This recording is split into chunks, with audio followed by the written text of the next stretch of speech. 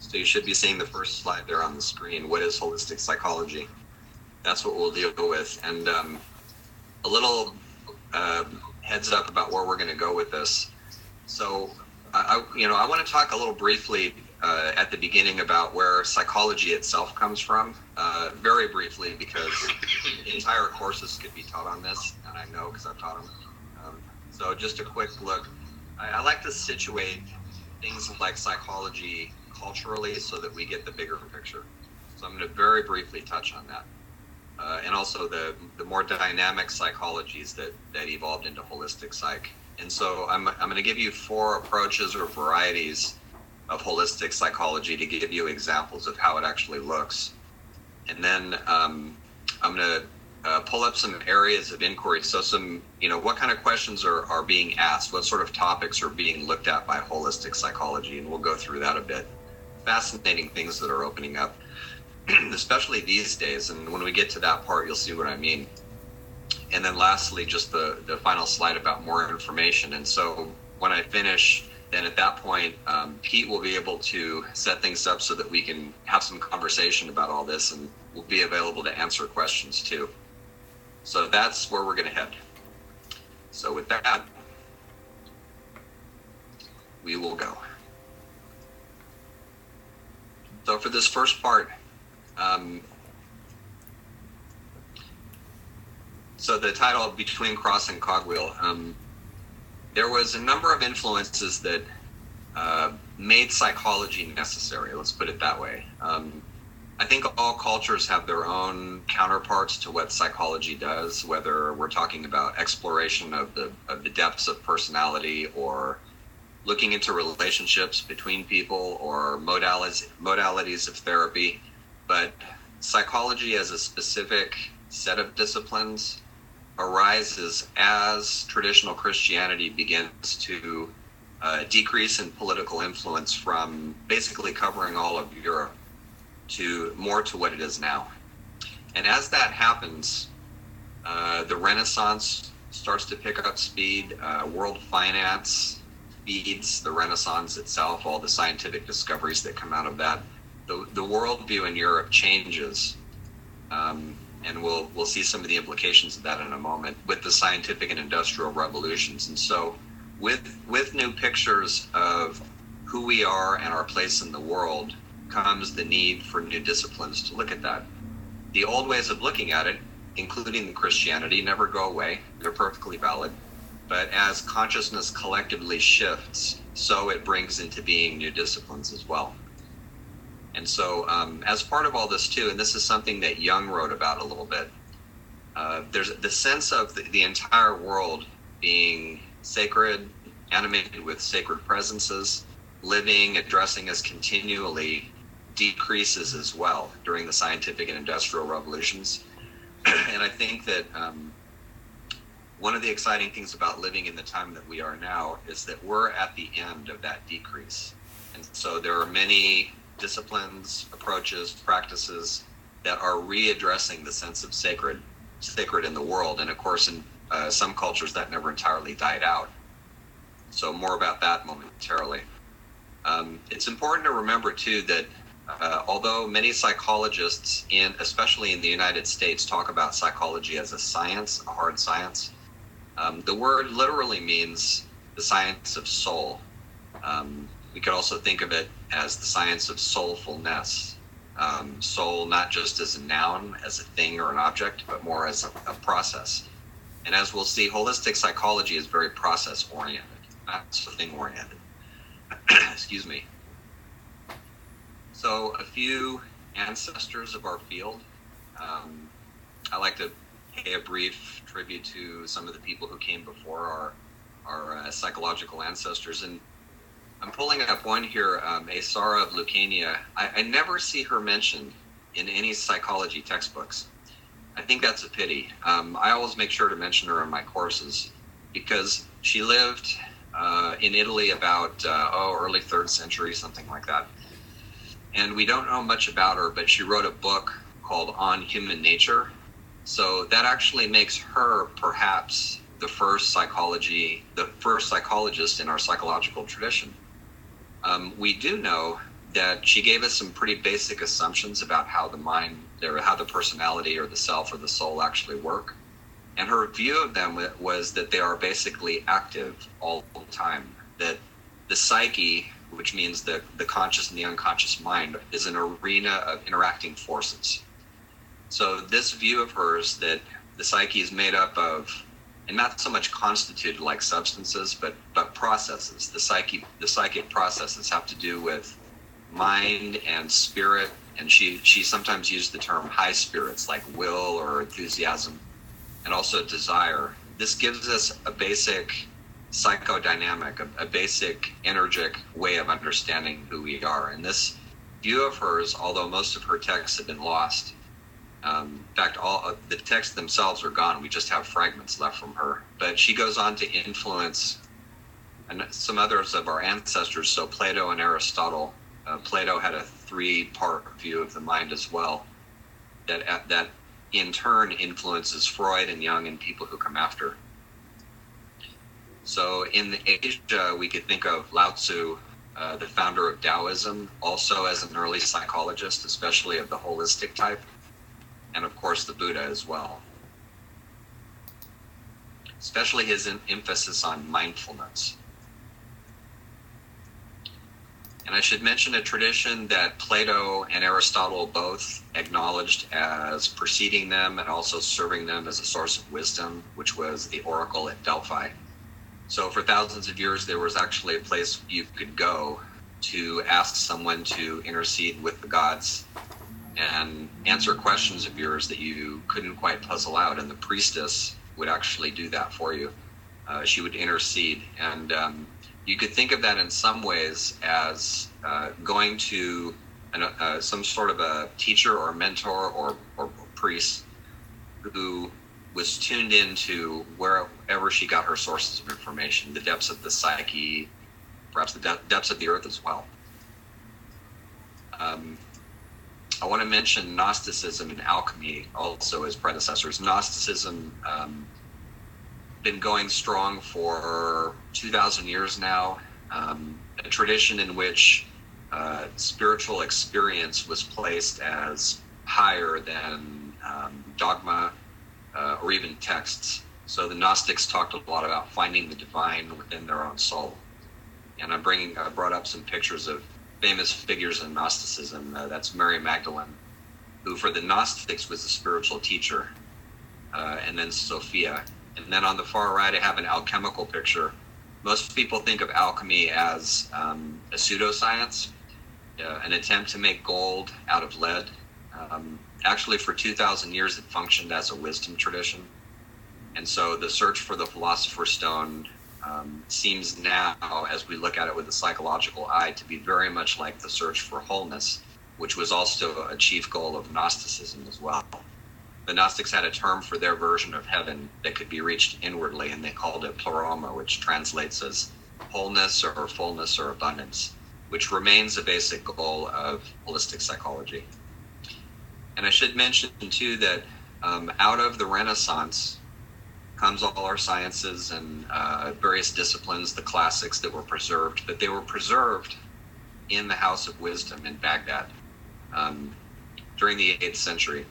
So without the House of Wisdom, there would have been no Western Renaissance in the way that we now understand it. So I want to mention that too as a institution from which we get some of what we think of as holistic psychology, but also many other disciplines too. So if you pick up a book from the Greek or Roman classics, there's a good chance that it has a connection to that place.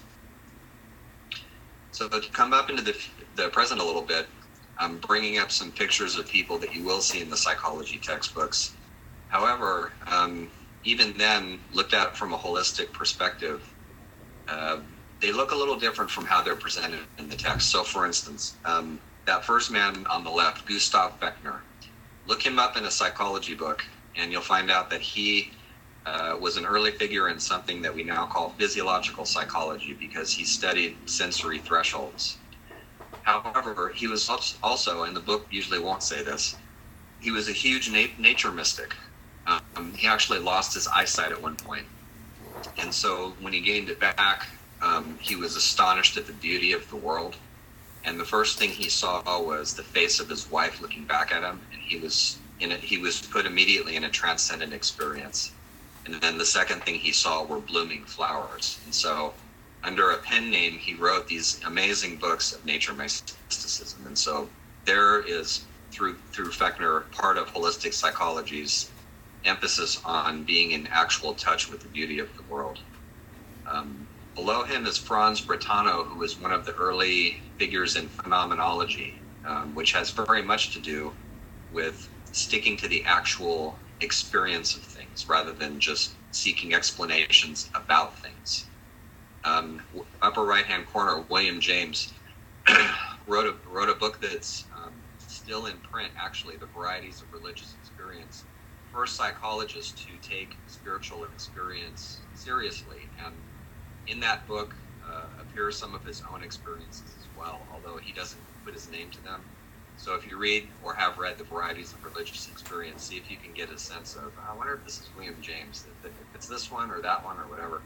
But in the book, he documents many different heightened experiences of the sacred by the people he talked to as well as his own. And then in the lower right corner there, here's somebody that you'll hear about it again in a very limited way, Wilhelm Wundt. Flip open a site text and it says he founded the first psychological laboratory, which he did in Leipzig. William James actually was a few years ahead of him, but it wasn't much of a laboratory. It was more like a single room with some stuff in it, which he quickly got bored with. But Wundt, in his writing, talks about something that translates roughly as the group mind. And so for him, a group of people isn't just a bunch of individuals put together, but there's actually a presence or a personality or what have you that emerges as people interact with each other. So he's an early example of what we now think of as systems thinking. And if you've ever been in a group that meets long-term and goes pretty deep into personal process, working with feelings, working with dreams, you'll have noticed that as the group goes on through time, and this happened in our cohort too at Open Center, there are certain images or symbols that recur time after time that are more than just the individuals that are in the room. So a few more founders here, and by dynamic psychology, I mean not just the mainstream kind, not just the scientific kind, narrowly defined, but the kind of psychology that actually looks at the depths and the unconscious. So this first figure, Pierre Janet, gave us the word subconscious. We now call it unconscious because subconscious in English anyway, he wrote in French, but subconscious makes it sound like a basement of some kind, whereas unconscious is more a bit like it's a mystery or the unknown. Janet also gave us early trauma theory. He talked not so much about repression, which Freud talks about. We repress things out of awareness that are unpleasant. But Janet pointed out we also split things. We also put part of me over here and the other part over there. And splitting is actually a fairly prevalent operation. If you've ever heard people talking about themselves in glowing terms and other people in very dark terms, you might be seeing a little splitting of the kind that Janet talked about. He also gave us the sense that Freud picked up on. Freud studied with Janet a little bit, that the stories that we tell ourselves aren't just made-up fictions or convenient things to get through life with. They actually determine the health or illness of a person for quite a long time, actually. And so Janet was interested in how this worked and how we might revise our stories in some ways. So Freud picks up on this, and much of what Freud observed, some of it stands the test of time. His interpretations are very open to much disagreement, actually. He's a very controversial figure, especially these days. But one of the things that Freud does is he focuses our attention on dreams, and so we might disagree with how he interpreted them, but as a pioneer in dynamic psychology, he gets us thinking about what dreams mean to us and also about the fact that much of the psyche is outside of awareness. Jung, I'm going to talk about a little bit later. Jung's often described as some sort of a disciple of Freud. Jung was actually a psychiatrist who was doing experimental research at the Bergholzli Institute in Switzerland at the time that he became an associate of Freud. So he was known in his own right. He had a reputation in his own right. The two men influenced each other quite a bit. Jung was more interested in the character, like William James, of sacred experience, how that actually looks. And then I should mention Karen Horney, who is a pioneering humanistic psychologist. And there's a term that she uses in her writings. She refers to wholeheartedness as a basic therapeutic goal, not adjustment, not a strong ego, which is a good thing, but the ability to take on life tasks with your whole self, to bring your entire self into alignment with whatever it is that you're doing. And when you don't feel aligned, to understand what the fragmentation is about. So when I'm asked, what makes holistic psychology different from the mainstream kind that right now is trying to define itself as a STEM science or a STEM discipline, science, technology, engineering, and I forget what, maybe mechanism. I can't remember what the M stands for, but there's a difference in a worldview here is to be aware of, and worldviews. So the mechanical worldview of mainstream psychology has a lot to do with understanding very complex processes that happen with the psyche, but from the standpoint of their parts. So trying to reduce them down into something smaller than what they are. There's been a certain amount of success doing that in the physical sciences. So if you think about chemistry and teasing apart one compound from another, or even one element from another, it's workable to do it that way. Doesn't seem to work too well with the human psyche, however. But the mechanistic worldview is one that mainstream psychology continues to be committed to. And so some of the characteristics of that, atomism. So the nothing but phrase comes from William James. It was one of the reasons actually that he left psychology, because at the time that he set up his lab, there was a lot of interest in kind of taking the psyche apart and looking at what the different aspects of it do, which for some people is still a going interest, actually. He didn't like that. He felt like it didn't really tell us anything about the psyche, but it told us more about the parts and perhaps about the investigator too. So atomism is a characteristic of this worldview, and hierarchy is too, very much. And then compartmentalization, spirit apart from land, body apart from mind, that sort of thing, or spirit nowhere, depending on who's doing the theorizing. But dividing human experience up into its different parts is an aspect of this mechanistic worldview as well. They're divisible, they can be separate. And in terms of meaning, which is a fundamental motivator of human beings, and I was on the BART, our subway out here in the Bay Area the other day, and I passed somebody who had a book open, and I noticed that it was Viktor Frankl's book on the meaning of life, Man's Search for Meaning. Excellent book. There seems to be something intrinsic to people that when we know what things mean, when there's a purpose that's visible, or when we have a way of understanding the deeper aspects of something, then we can put up with a lot, actually, and we can get through things. When things are meaningless, they're hard to tolerate. And so in the mechanical way of looking at life, meaning is just something that we arbitrarily construct for ourselves. However, the holistic worldview, and here's a little bit of a definition. A theory, it's not just a theory, though, it's a set of practices, too.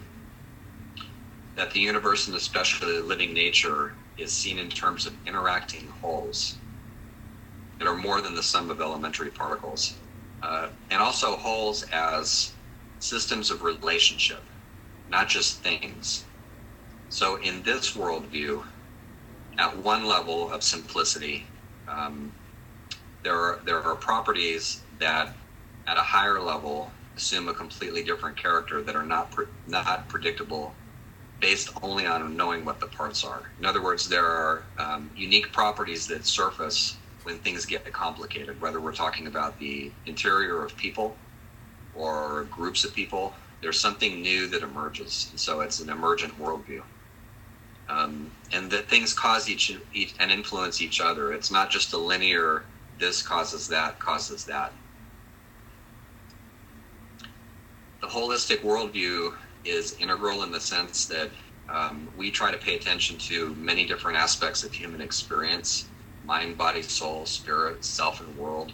We're trying to work beyond the dualisms and compartmentalizing that have so characterized Western thought in particular.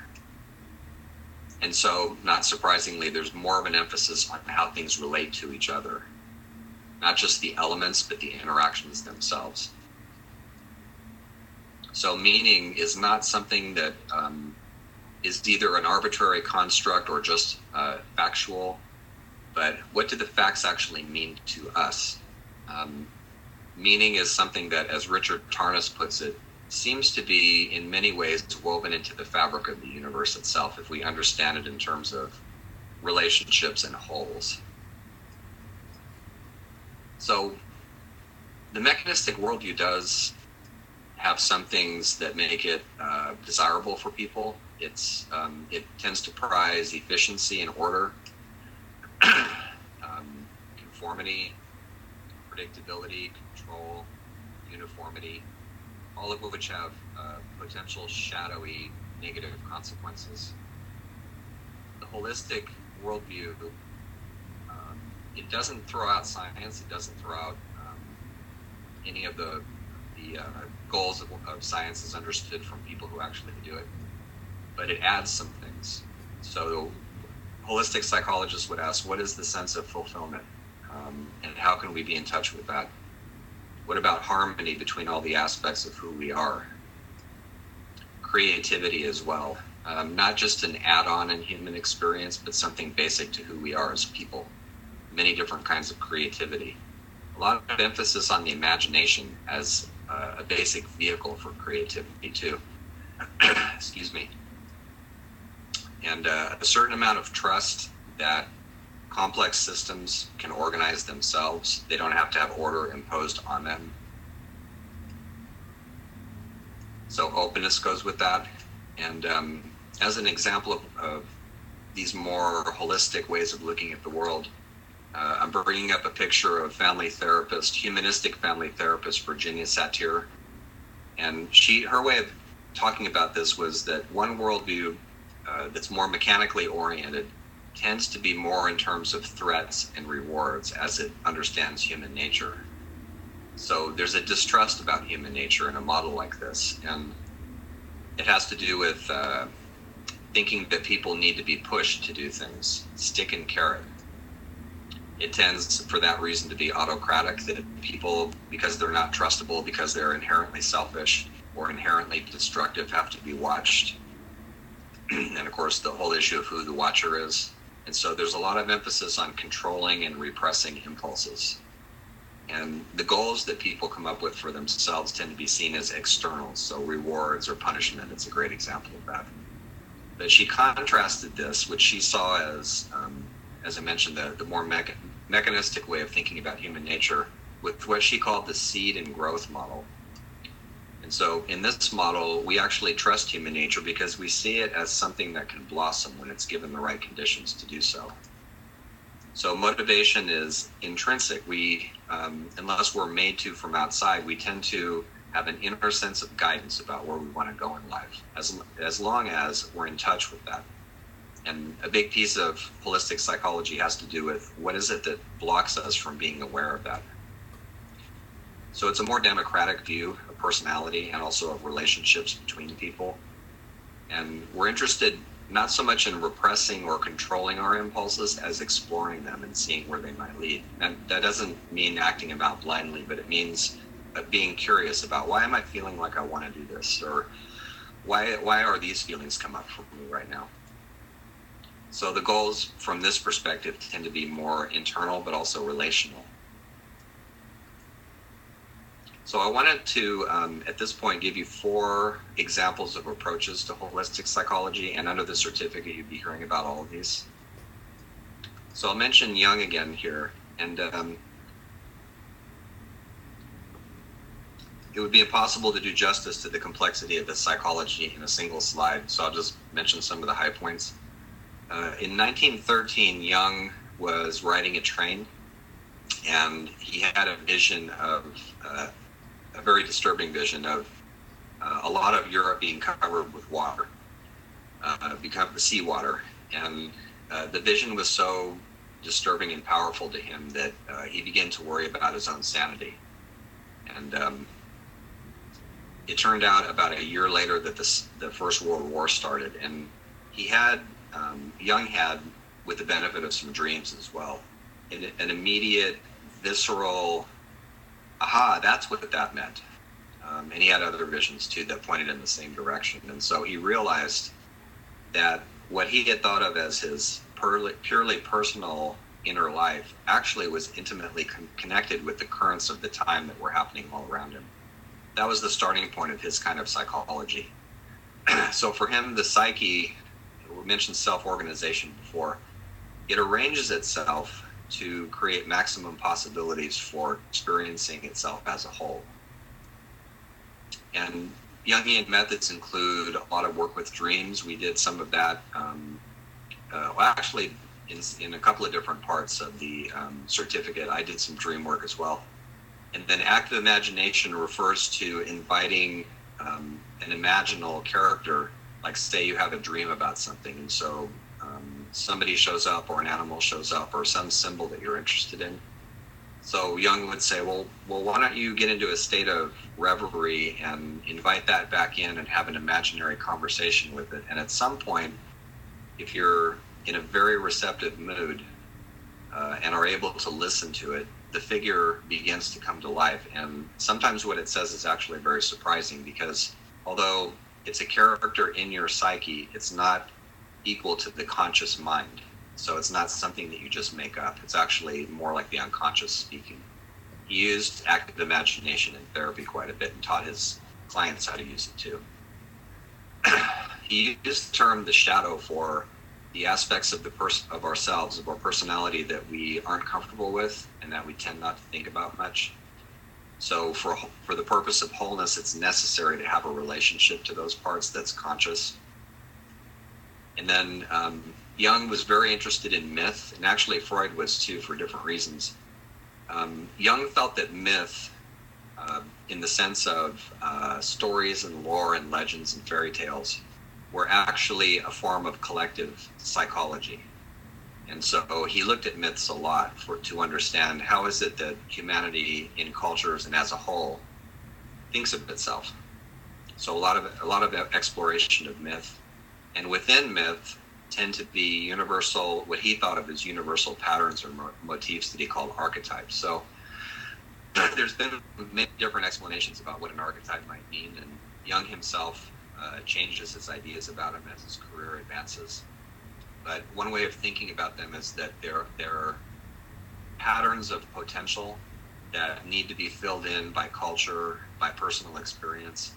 So if you think of patterns like the hero or the divine marriage, initiation, birth, death, basic life processes that we all go through, the motifs occur across cultures, but they're always filled in by some specific way of understanding them. So the hero in one culture or the heroine in one culture wouldn't look the same in another culture, perhaps.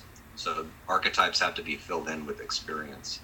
Jung thought it was interesting whenever an archetype was up for somebody, because that puts us directly in collective psychology, and it lets us have a sense that, I'm actually not going through this difficulty or this transition by myself. I'm sharing it with a lot of different people that have talked about this experience.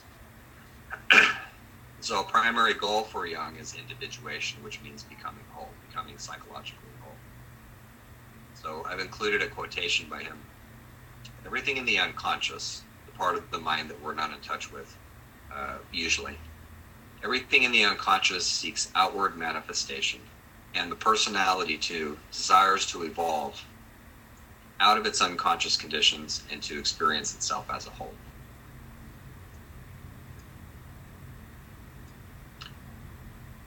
So humanistic psychology, existential psychology, they're related to each other. They began as a movement in the 1950s and 60s as a reaction to, and also a response to, forms of psychology that are very reductive and mechanical. So they began as a protest and have gone on in different directions ever since then. In humanistics and existential psychology, there is a built-in, and very much, in this sense, very much Jungian too, a built-in tendency to actualize one's potential, to become that self which one most truly is, as Chalquist, the philosopher, put it. So there's an emphasis on self-direction, and that if certain, that's Carl Rogers right there, when certain facilitative conditions are present, that will happen. There's an emphasis not just on exploring the past to get to know ourselves and where we come from and how we developed, but how what we do in the present also is key for understanding whether we're healthy or not, whether we feel whole or not, our sense of fulfillment and where we're going in life. And so in terms of relationships, there's more of an emphasis. These are Martin Buber's words, the Jewish philosopher. He contrasted having an I-thou relationship of two subjects to an I-it relationship, where we relate to somebody else as though they were an object of some kind. So a humanistic existential psychology tries to foster the I-thou connection between people.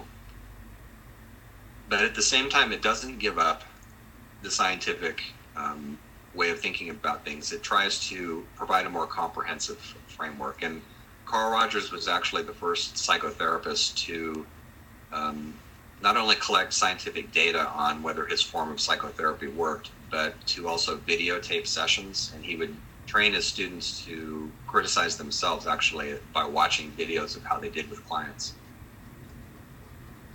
He used the term organismic wisdom to describe how we can check in not just with the conscious mind making decisions about things, but also get a feel for us as a whole self. How does my body feel about this decision that I'm making? I knew somebody a while back who decided that she wanted one career path over another. And I remember feeling intuitively like that was the wrong decision, but it's her life, so it wasn't for me to say, But what was interesting to me was that soon after she made that decision, whenever she would walk toward that place of employment, one of her legs wouldn't work right. And that was a consistent thing with her. So it made me wonder whether the wisdom of the body was trying to tell her something about her choice. So Carl Rogers talked a lot about listening to the whole self, the whole body. And sometimes when I have a large decision to make, I will ask for dreams so that I can check in with my entire psyche instead of it just being up to my conscious mind, which makes mistakes. So individuation is a Jungian way of talking about wholeness, and Carl Rogers, I don't think we disagree with that, but he would say it differently. He'd say we want to become fully human. That's the goal, the therapeutic goal. So a quote from him: this process of the good life, in other words, imagining the kind of life that we want to live instead of just putting up with the kind of life that we tend to fall into. This process of the good life is not, I'm convinced, a life for the faint-hearted. It involves the stretching and growing of becoming more and more of one's potentialities. It involves the courage to be. It means launching oneself fully into the stream of life. So out of humanistic and existential psychology evolved what's sometimes called the fourth force, transpersonal psychology. Abraham Maslow, who is a humanistic psychologist, coined this name. Actually, I think he did it in the Bay Area in a speech he gave at a church out here. And transpersonal psychology has to do with looking at what makes us extraordinary. So it doesn't simply dwell on pathology or weakness or conflict or things like that, but how can we achieve great things? How can we be the best that we can possibly be? And so part of what transpersonal psychology looks at are what Maslow called peak experiences, which are those times in life where you're on top of the world and you're filled with joy. And also states of consciousness that transcend ordinary compartmentalized forms of experience. Those states where you feel like you're at one with everything, with the cosmos itself, or states in which there's a sense of sacredness that comes into you. Transpersonal psychology is research-oriented as well as practice-oriented. It wants to look at all this in a disciplined way. Excuse me. And it's particularly interested in what it usually refers to as spiritual psychology. Forms of spirituality that are not specific to particular religions, but more as a primary human experience. And so also a lot of emphasis on how does this look in other cultures? How do other cultures deal with basic issues of spiritual psychology? How to be in touch with transcendent states? And the goal of transpersonal psychology is to expand our range of identity from just a narrow sense of the ego or the I or the me to include other people, other cultures, ultimately as much as we can possibly experience. And so from Frances Vaughan, who is one of the founding figures of transpersonal psychology, she says, I think of the spiritual path as a journey from fear to love, from bondage to freedom, and from ignorance to understanding. I value integrity, honesty, and authenticity in relationships, and I think we need to be true to our deepest experience of the sacred. And this feeling is characteristic, this tone and mood is characteristic of transpersonal psychology's emphasis on a more spacious way of being in the world. So ecopsychology is a way of looking, it brings actually psychology and ecology together. It's a way of looking at the health and lack of health of our psychological relations to the natural world and also to the built environment as well. So for a long time, psychology, particularly of the mainstream sort, focused very exclusively on the internal aspects of people. And then it broadened a little bit, focused on relationships, and then a little bit more, and it focused on culture. Ecopsychology asks that we bring nature back into understanding that we're radically situated always. We come from particular places. The health of the planet and the health of persons are not ultimately separable. When you think about the climate news these days, the importance of seeing this is immediately apparent. I would actually say that part of the reason that we're in trouble ecologically all across the world is because we've forgotten this connection. Earth-honoring peoples never did forget it, however. So it makes us ill to deny that there is a connection. And ecotherapy as a specific practice within ecopsychology fosters reconnection to nature. And it doesn't necessarily mean things like losing yourself in the backcountry for months at a time, although there's a lot of people who do ecotherapy who like to do that. It can be as simple as bringing plants indoors or just going for a walk in the park. There's all kinds of interesting research over the last maybe 10 or 15 years about how even increasing your contact with plants, animals, scenery a little bit has a variety of good effects on your mind and body. It decreases blood pressure, it increases happy relations with other people, tends to boost self-esteem, all kinds of things. Even contact with soil bacteria for 20 minutes begins to raise your mood. So there's some antidepressant available right there in the soil if you garden with no gloves on. There's a field or a set of fields called interspecies communication that particularly over the last several years have made it very apparent that our old, rather mechanical way of thinking of ourselves as above the rest of nature is hopelessly out of date and oversimplified. And I'm thinking about things like forms of communication in which apes talk meaningfully in sign language that they've learned from us, telling us surprising things, insisting on being treated better, among other things. There are, here in California, there are crows that will actually pick up nuts and drop them in the street in order to break them open. But we've known that for a long time. But what we haven't known until relatively recently was that the crows actually watch the traffic lights, and they know when it's safe to drop a nut, and they do it in an intersection. So they wait till people are walking through, and then they go get the meat inside the nut. Incidentally, crows, at least some species of them, will remember the humans who track them. So if you're in the business of watching crows, you often have to wear Halloween masks of different kinds because they remember who you are. There's all kinds of examples. Communications research in the oceans as well. We know that the songs sung by humpback whales have dialects, local dialects. We know that they have the information content of a symphony. There's just many different examples of all of this. And so all of it invites us ecopsychologically to think of ourselves not as the only intelligent species on the planet, but as one of a number of species who can communicate meaningfully, who can plan for the future, who do mourn the passing of their loved ones, as we now know elephants and other mammals do, and who are part of this whole web of life, which gives us a different way of looking at how we live on this planet. And so a question for ecopsych: how do we bring more nature into the city? Instead of just perpetrating a split where nature's good and out there, city is ugly and bad here, how can we bring the two together more? And by the way, when I first came to New York City, I was really happy to see, I went up into the Empire State Building, and I was really happy to see a large number of green rooftops all over Manhattan. I thought, yeah, they're getting it. It's great. So a goal of ecopsychology has to do with not just personal health, but cultural transformation as well, especially in terms of our relations with the natural world. So a quote by Mary Gomes, who is pretty much was the founding mother of ecopsychology.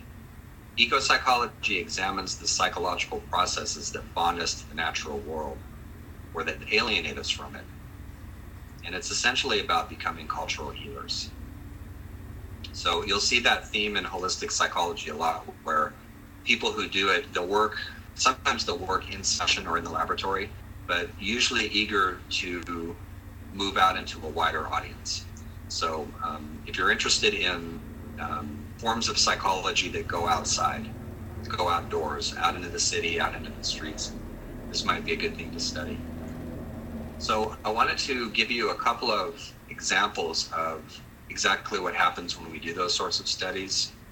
So you'll be hearing about some neuroscience discoveries that are recent, such as when you meditate, you increase the number of connections in the white matter of your brain. And this seems to be true even if you meditate for as little as a few minutes a day. There's already something that happens. And if you do a search for benefits of meditation, or brain benefits of meditation, something like that, it'll pull up a lot of research about how good it is for your health to do this. There's a term, neuroplasticity, which means how you focus your consciousness has a direct effect on how your brain wires itself. So we're looking at that a little bit. Meditation is an example of neuroplasticity. We're interested in the neural basis of spiritual experience, not to reduce spirit to brain matter, but to look at the neural correlates of what happens when people have spiritual experiences, and also of dreaming. What does the brain do when we dream? And there's a recent, actually a set of studies now on how when you do some sort of a practice like meditation or biofeedback, you can bring your consciousness to the point where you can influence whether single nerve cells in your brain fire or not. If you look at the structure of the brain, and take a look at this picture here that I brought up, if you examine it through an archetypal lens, kind of looks like a tree, I think, in some ways. So maybe there's an archetype hiding in there somewhere.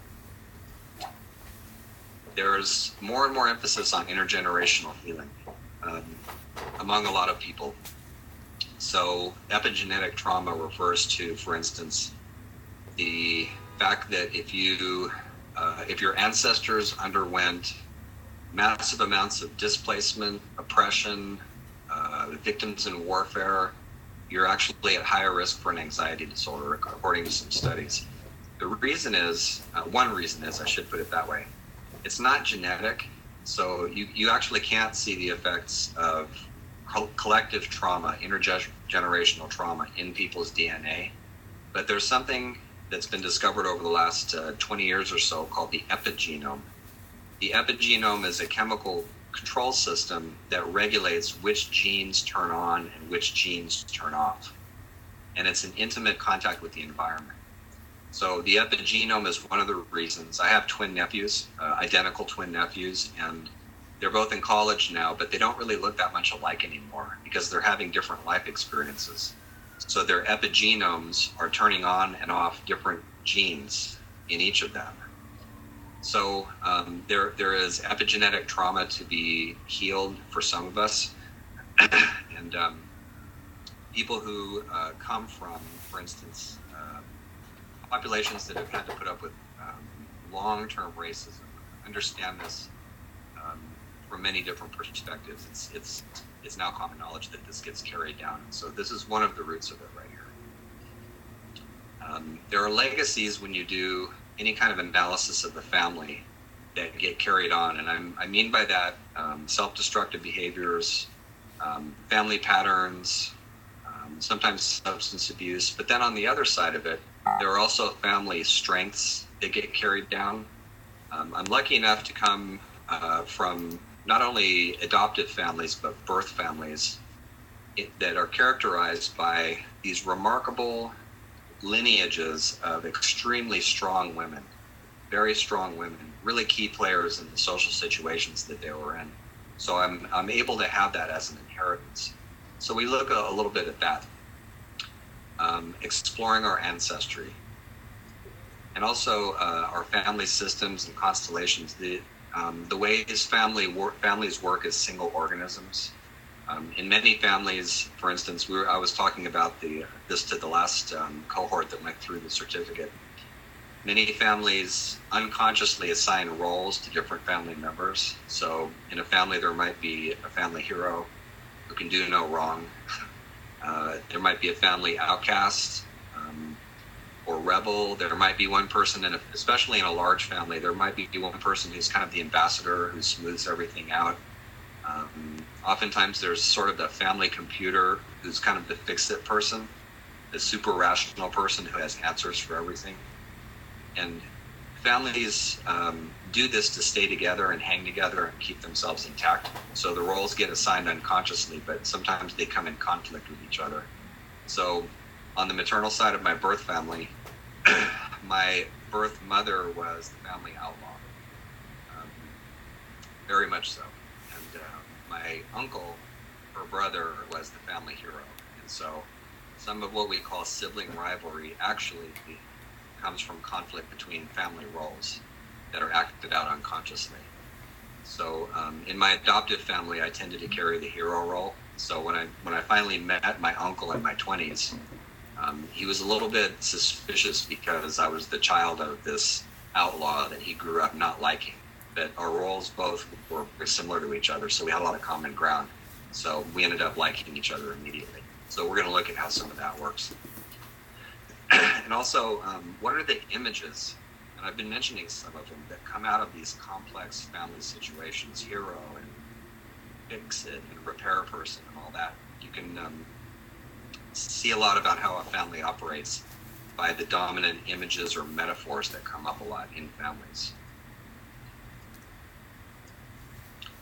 You'll see some practices, and I'm thinking particularly of Sam and Marina's work in terms of what we like at CIS. Jorge Ferrer refers to bodyfulness and not just mindfulness, the wisdom of the body that I was mentioning earlier, exercises in how to focus your senses and bring them fully to life, particularly for people who live in the big city and instinctively numb themselves. It can be amazing, actually, to awaken your senses and see what they have to say to you. There's a degree of trauma that works its way into the body and into the cells themselves, and so we'll look at that a little bit and do some practices around it. Ecopsychologically, we'll think about the body as an aspect of the natural world itself, and do some somatic psychology too. and look at the body also as a place where we can be still, as a still center in the midst of all this huge amount of activity that so many of us are involved in. In terms of the nature, place, and earth, so Annabelle's going to deal with this a little bit, and I will too. The parapsychological view is that all of these are interconnected, and that we're always in, that's a good way of saying it, maybe the style or personality or discourse of the places we live in and work in. So how does a place act like the unconscious? In other words, how does it hold some of our psychological experience, especially experience that we don't consciously tap very often? And how are cities like psyches? How is a city like a personality? Where's the shadow in a city? Where's the superego, the part that has to do with regulation, authority, things like that? Where's the spontaneity in a city? Why do we feel drawn to certain places? And on the flip side of this, I think we've all had the experience of visiting a place or even living in a place where it just feels like nothing works. It almost, if you had to personalize it, it's like saying, this place hates me, or it's trying to kick me out or whatever. So we're going to look into why that might be. And where do we get our sense of home? There's a bit of a common way of thinking about this would be, especially in the States, that home is not so much a physical place as inside of us. But for people who evolved in the natural world, that might not be a fully satisfying way to understand the sense of home. We, as human beings, we tend to need a sense of belonging that's integral and holistic. So it involves our relationships, perhaps family members, our sense that we're actually doing what we're meant to do in this particular place.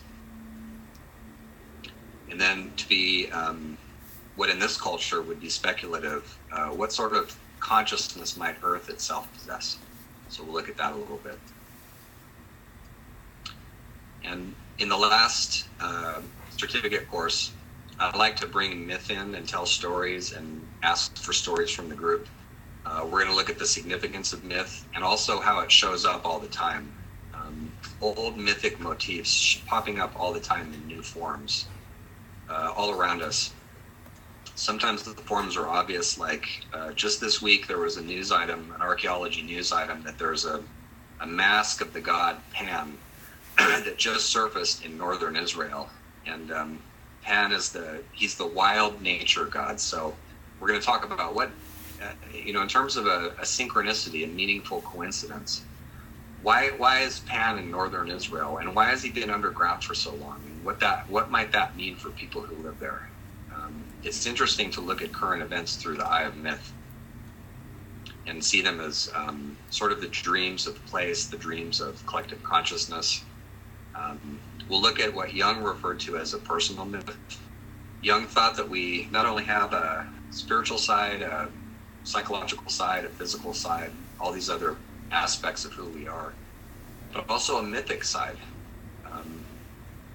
It's as though we were, to be a little fanciful about it, it's as though we were mythic characters or even fairy tale characters born into a certain place and time, but without any conscious knowledge of what story we're in. So when we do personal myth work, we not only look at the mythic images and stories that come up inside of us, but also ask ourselves, what kind of stories are we inside of that are playing out around us as well? What kind of a story or a drama am I in right now? And we'll ask ourselves too, where are the gods today?